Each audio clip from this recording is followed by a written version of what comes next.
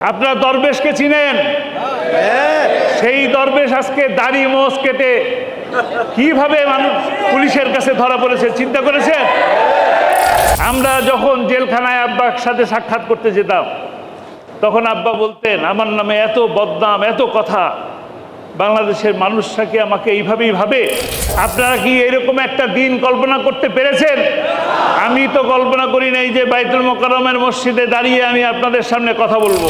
এই জালিম সরকার তার বাহিনী দ্বারা আমাকে একটা ঘন্টা এই এয়ারপোর্টের মধ্যে অহেতুক অকারণে আটক করে রাখা হয়েছিল।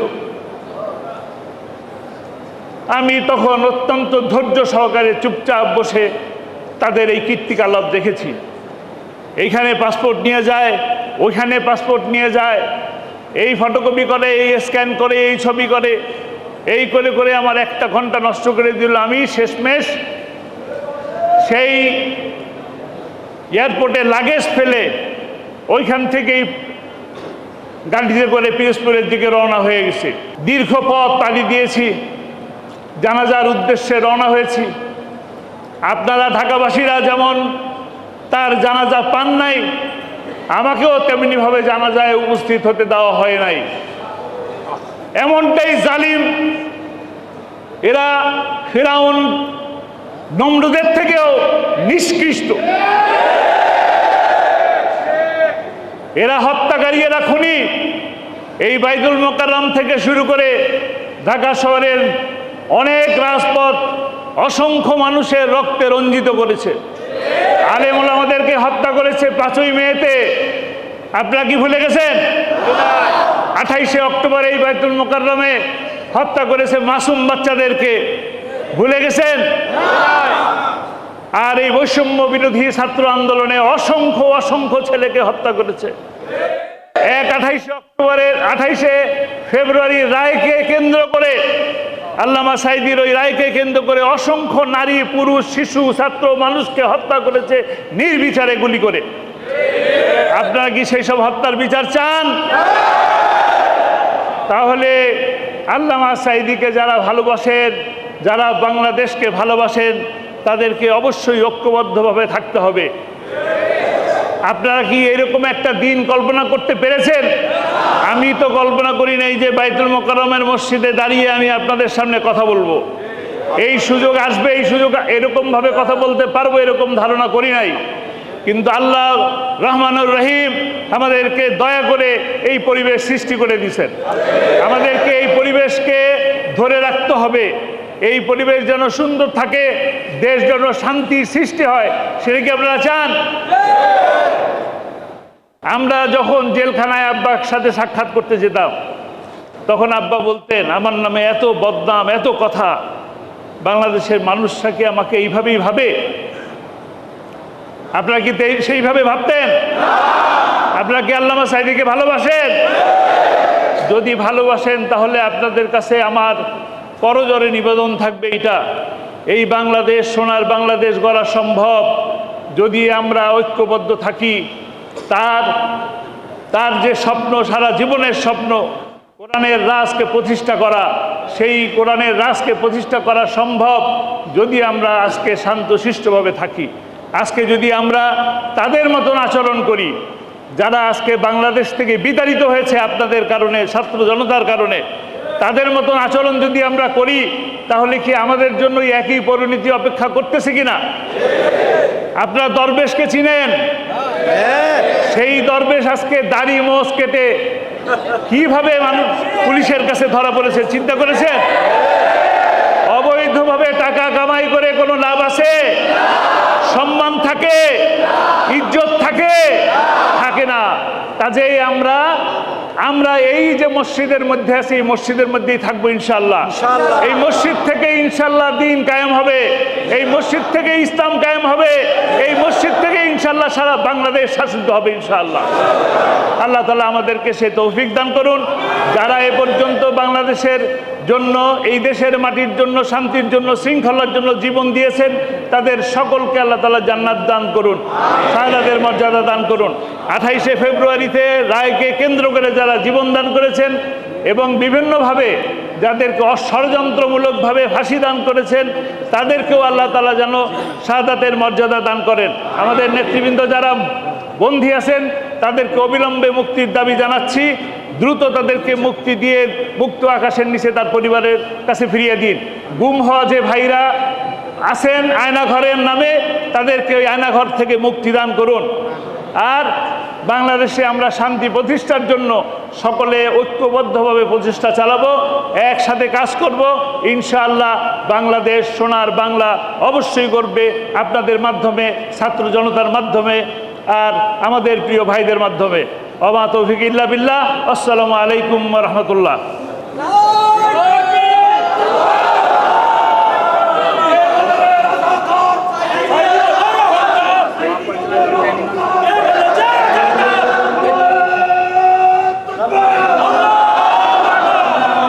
তিনি অবশ্যই শহীদ হিসাবে তার সম্মান এবং মর্যাদা তিনি পেয়েছেন। সম্মানিত বন্ধুগণ, আমরা সারা জীবন দেখেছি আল্লামার জীবনের দুটো স্বপ্ন ছিল।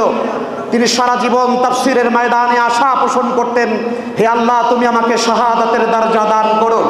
আমরা হৃদয় থেকে বিশ্বাস করি তার মৃত্যু স্বাভাবিক মৃত্যু নয়, বরং তার মৃত্যু শহীদী মৃত্যু হয়েছে। আর আল্লামা সারা জীবন তিনি একটি স্বপ্ন লালন করতেন, আমার জীবনের বিনিময় হলেও যেন এই 56,000 বর্গ মাইলের সবুজ বাংলাদেশে যেন আল্লাহ কোরআনের রাত যেন কায়েম করে দেন। আমরা দৃঢ়ভাবে দোয়া করতে চাই, আজ তার প্রথম শাহাদাত বার্ষিকীতে তার রক্তের বিনিময়ে, তার রক্তের বদলা হিসাবে আল্লাহ তাআলা যেন অচিরেই বাংলাদেশের আকাশে কালেমার পতাকা যেন উড্ডীন করে দেয়। আমরা আমাদের শহীদ আল্লামার জন্য দোয়া কামনা করি, আল্লাহ তাআলা তাকে জান্নাতুল ফিরদাউসের সর্বোচ্চ মাকাম দান করুন, আমিন।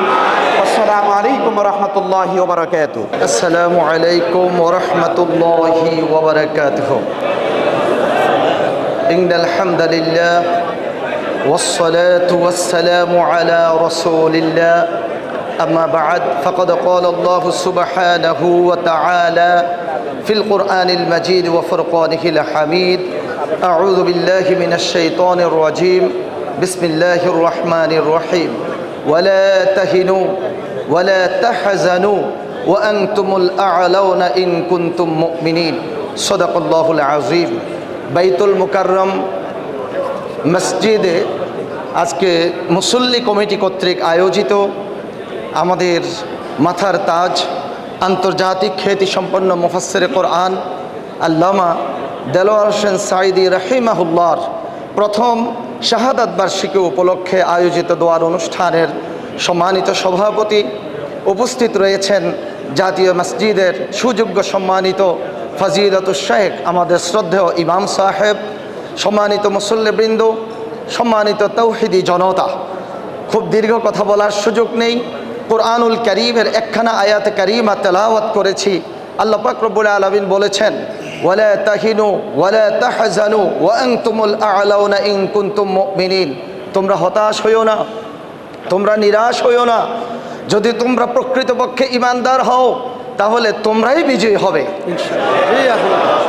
সম্মানিত সুধীমণ্ডলী, আল্লামা দেলোয়ার হোসেন সাঈদী রাহিমাহুল্লাহ, ওনার সম্পর্কে আপনারা জানেন। আজকে আমরা ওনার জন্য এখানে দোয়া করতে এসেছি, আপনারা সবাই ছুটে এসেছেন ওনার জন্য দোয়া করতে। আল্লামা দেলোয়ার হোসেন সাঈদী রাহিমাহুল্লাহ, আমি শুধুমাত্র ওনার একটি ঘটনা আপনাদেরকে বলবো।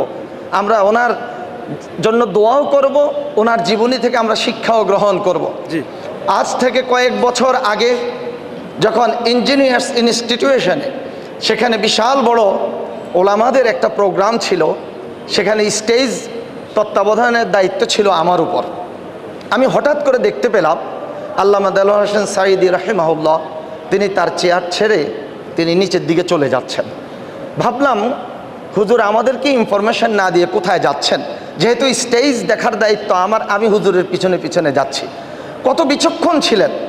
একজন বিশিষ্ট আলেমকে তিনি দেখে তাকে সম্মান প্রদর্শন করার জন্য তিনি স্টেজ থেকে নিজে নেমে গিয়ে ওনাকে হাতে ধরে নিয়ে আসছেন।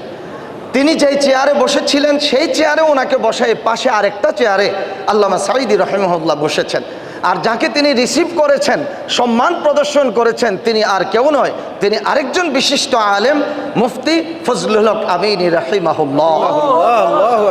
সম্মানিত সুধীমণ্ডলী, আমরা সাইদি হুজুরের এই আদর্শ থেকে এই শিক্ষাটাই গ্রহণ করব। ওলামায়ে কেরামের মধ্যে বিভিন্ন মত থাকতে পারে, ইখতিলাফ থাকতে পারে, ইখতিলাফ মাআল ইহতিরাম। আমরা এই শিক্ষাটাকে সামনে নিয়েই আমাদের দেশে যত মাসলাকের ওলামায়ে কেরাম আছেন, দিনকে বিজয়ী করার জন্য আমরা সবাই ঐক্যবদ্ধভাবে এগিয়ে যাব।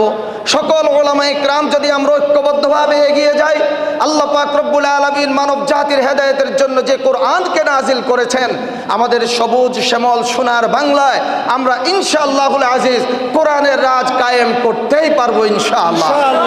আজকের এই দোয়ার অনুষ্ঠানে রব্বুল আলামিনের কাছে এই ফরিয়াদ রেখে শেষ করছি। মা'আস-সালাম, ওয়াসসালামু আলাইকুম ওয়া রাহমাতুল্লাহি ওয়া বারাকাতুহু। আসসালামু আলাইকুম ওয়া রাহমাতুল্লাহি ওয়া বারাকাতুহু।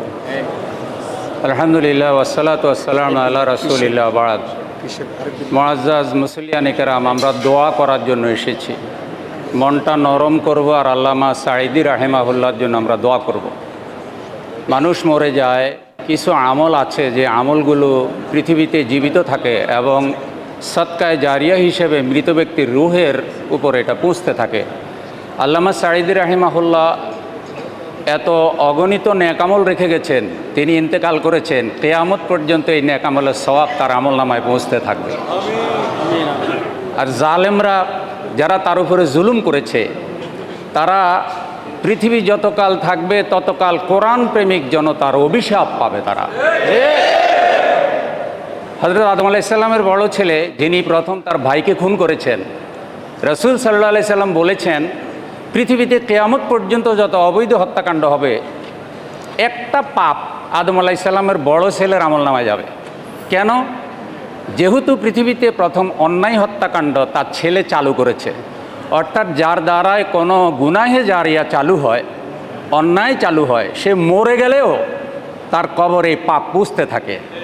যারা আল্লামা সাঈদীর উপরে জুলুম করেছে, অবিচার করেছে, জীবনের শেষ 13টি বছর তার পরিবার পরিজনের কাছে থাকতে দেয়নি, নাতি নাতনিদের কাছে থাকতে দেয়নি, কোরআনের ময়দানে আসতে দেয়নি, এবং ইন্তেকাল করার পরে কোরআন প্রেমিক জনতার মনের তামান্না ছিল একটা জানাজা। এই জালেমরা কোরআন প্রেমিক জনতাকে একটা জানাজা থেকে পর্যন্ত বঞ্চিত করেছে। আল্লাহর বিচার, ইন্না বাতশা রাব্বিকা লাশাদীদ, তোমার রবের পাকড়াও বড় শক্ত। আল্লাহ তাদেরকে ফেরাউন নমরুদের থেকে মারাত্মক বেইজ্জতি করেছে। আল্লামা সাঈদী রাহিমাহুল্লাহ আল্লাহর ওলি ছিলেন।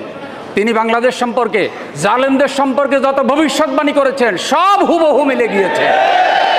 কোরআন প্রেমিক জনতাকে আমরা আবেদন করি এবং তরুণ মুফাসসিরদেরকে আমরা অনুরোধ করি, আপনারা সকলেই আল্লামা সাঈদী রাহিমাহুল্লাহর রেখে যাওয়া ইকামতে দ্বীনের এই কাজকে তরুণরা যারা এখন ময়দানে কথা বলছেন তারা এগিয়ে নিয়ে যাবেন, এবং বক্তারা মুফাসসিররা তাদের ব্যাপারে ময়দানে যে কথাগুলি চালু আছে ওয়াজের এই ময়দানকে পরিচ্ছন্ন রাখার জন্য আপনারা সচেতন থাকবেন। তা না হলে আল্লামা সাঈদী রাহিমাহুল্লাহর আদর্শ জমিনে প্রতিষ্ঠিত হবে না। তার আদর্শই ছিল কোরআন সুন্নাহর আদর্শ। আল্লাহ আমাদেরকে এই আদর্শের উপরে কায়েম রাখুন, আমিন। আসসালামু আলাইকুম ওয়া রাহমাতুল্লাহ। আসসালামু আলাইকুম ওয়া রাহমাতুল্লাহি ওয়া বারাকাতুহু। আলহামদুলিল্লাহি রাব্বিল আলামিন, ওয়াসসালাতু ওয়াসসালামু আলা সাইয়্যিদিল আশরাফিল আনবিয়াই ওয়াল মুরসালিন ওয়া আলা আলিহি ওয়া আসহাবিহি আজমাইন। সম্মানিত দ্বীনী ভাইয়েরা, আজকে এমন একজনের দোয়া মাহফিল, যিনি বিগত 65 বছর এই বাংলার জমিনে সারা বিশ্বের আনাচে কানাচে কোরআনের বাণী পৌঁছে দেওয়ার কারণে খুনি, জালেম, স্বৈরশাসক হাজারো জনতা, ছাত্র জনতার যাকে খুন করেছেন, সেই খুনি স্বৈরচার শেখ হাসিনা আল্লামা সাঈদীকে বিনা কারণে নাটক সাজিয়ে হত্যা করেছিল। আজকের এই দিনে কতক্ষণ ঠিক কিনা? সেই কোরআনের পাখি যিনি বাইতুল্লাহর ভিতরে সেজদা দিয়েছিলেন, এই বাইতুল্লাহর ভিতরে সেজদা দেওয়া আল্লামা কোরআনের পাখি, তিনি এই বাইতুল্লাহ, আমার এই বাইতুল মুকাররমে এই মসজিদে জানাজা হওয়ার কথা ছিল, কিন্তু জালেম খুনি হাসিনা তার জানাজা হতে দেয় না, ঠিক কিনা? আজকে শুধু বাইতুল মুকাররম নয়, সারা বিশ্ব জুড়ে তার জানাজা হয়েছে। আর যারা আল্লামা সাঈদীকে হত্যা করেছে তারা বাংলাদেশ থেকে 800 বছরের ইতিহাস রেকর্ড করে পালিয়ে গিয়েছে, ঠিক কিনা?